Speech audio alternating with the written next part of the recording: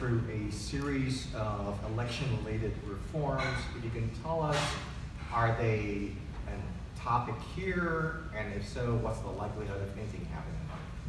Let's first start with something that's been commonly known as restore the vote, which is to, so in Minnesota, you can vote once you're off paper, as they call it, right? You're past your probation, or you're no longer under court supervision. What is the initiative here, and what are its chances? You want to start? So I'm going to start with sort of describing the status of that in this manner. In the House, all of the elections bills, including this one, is included in the elections omnibus bill in the House. That bill has moved past state government ops and has been referred to Ways and Means. It's a package, okay? That's the House. In the Senate, to my knowledge, it is my understanding that there will not be an elections omnibus bill in the Senate. They have gotten no hearings on any of the reform bills, including restore the vote. The only type of election sort of hearing that I'm aware of is the redistricting bill that we can talk about later. And that sneaky provisional ballot. And the sneaky provisional ballot attached to that, or not to that, but to the ballot. But that creates a bit of a problem, right? Outside of that procedural problem at this time, I will say that it has been my experience the last 3 bienniums that Restore the Vote has been a very well-received bipartisan bill.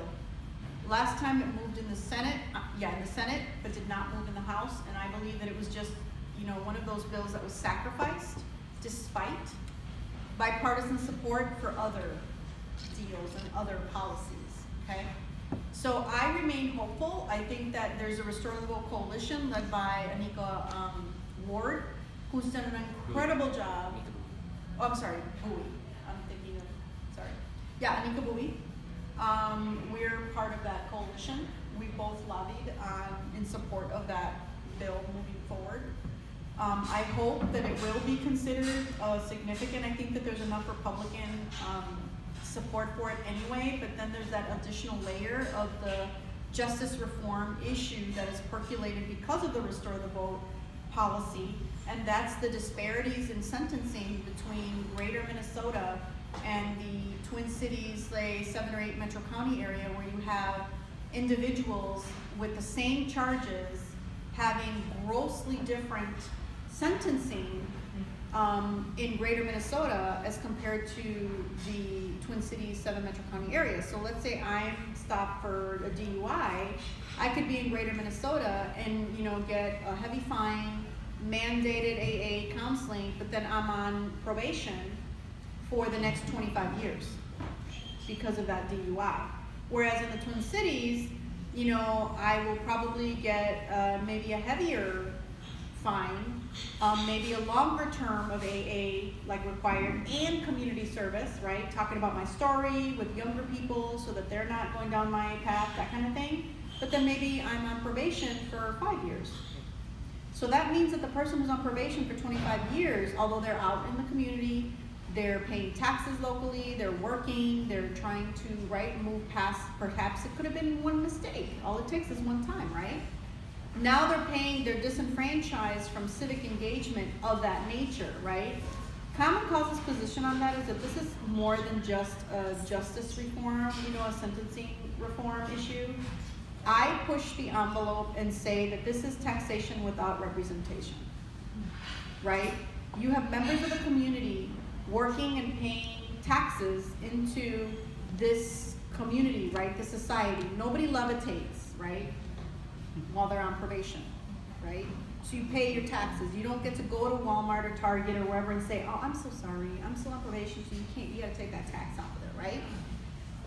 And I find it hypocritical that you have a party that speaks to, our country, anyway, I want to get your history, but you know what I'm saying? It's like, can we reverse about what was the Boston Tea Party? Well, what was that about taxation without representation? It's a no-brainer, right? So I do believe that there'll be some kind of, hopefully, rallying around this one thing, because each side needs to go home this summer, huge campaign, right? They're gonna kick off their campaign. The entire 201 body of the legislature is up for re-election, In 2020. right, in 2020. So this summer is huge, because this is when they're gonna start kind of making their visits and going back and talking about how that person is evil, and you know, that other party's evil, and they both do it, they all do it. Yeah.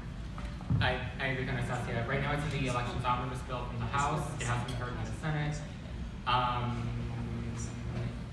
You know, It won't meet second deadline. you'd be right about that. I mean, I see a potential path forward as if it gets included in this, yeah, a state government operations and election Separate. policy and finance. Separately. You don't think it'll end up in an omnibus bill? No, I mean, they pull it out of the elections on the. Yeah, you think it'll pass on an independent? It could, in theory, go to the floor of the House on its own, yeah, as its own bill. I don't know if the House is gonna do that, we'll see. I don't know, but it could end up in an elections omnibus bill, a state government omnibus It's bill, all about the workforce strategy. safety. Yeah, it's part of the strategy right now.